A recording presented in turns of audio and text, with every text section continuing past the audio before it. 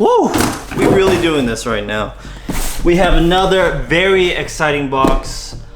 This is an Android head unit, double DIN, universal of course, and it's by the SIDA. Max 6, so you have the latest processor. We're just doing the unboxing right now.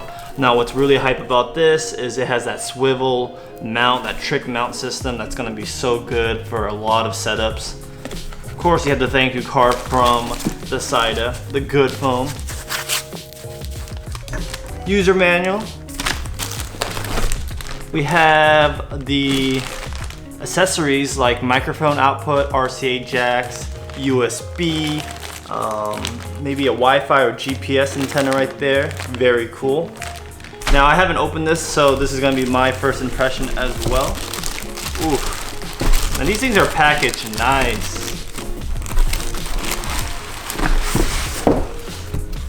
So you have your little harness right here, just like kind of a universal harness. Cool. Okay. So let's look at this trick mounting system. Wow, that is good. Let's see what you guys can see. Yeah, perfect. Ooh, this thing's wrapped nicely. Keeping that, like, even got the foam to keep the head unit in place during shipping. HDMI out. Here's the back of the unit. We'll get into that in a bit. Ooh. You have all your ports on the top. This thing is heavy. Definitely. Let me get this trick system. You can see this mounting place. So you see that information. This thing is rigid, yo. The mount is no joke. So there you go. You have the HDMI. We're very familiar. And here's the face of it. Let's see how this. I don't even know how this thing works. But you do have like a ball joint right here. Let me see if I can get it. Kind of like it's in a system right now. You know, we're gonna go balls deep and we're gonna remove this. So this has the ball, like a ball joint right here, so you can swivel it right, left, left, right, right, left, left, right. Very cool. To make it go up and down, let's see if it's just intuitive. Can you just push it down? No. Not sure how that's gonna work. Can it rotate all the way? Holy crap, it can rotate this far. So I might, I'm going all out on this little thing right here. Oh, look at that. So that way it was a lot simpler having the buttons face down. Look at that, you can have it in portrait mode. Oh. Oh. You see that? That's probably what controls the, I'll make sure everything's in frame for you guys. That's what controls the up and down motion. Which, let's see. I'm pretty sure that's what moves it up and down. Oh yeah, so you have to use my neck. Holy crap, so look how low I just got it. I have to use my neck. Hey, that helps you guys out. So let me move it to the higher position. Man, this is a struggle. Clips on right here, so it moves it up and down.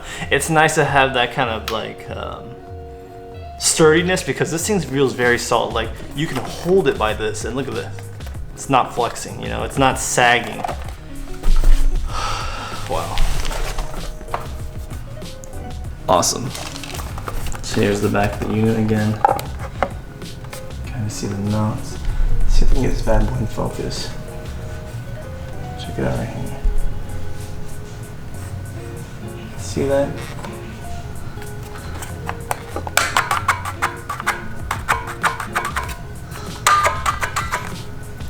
Now let's get a closer look at the front element. You have what appears to be, let's see if this is in focus.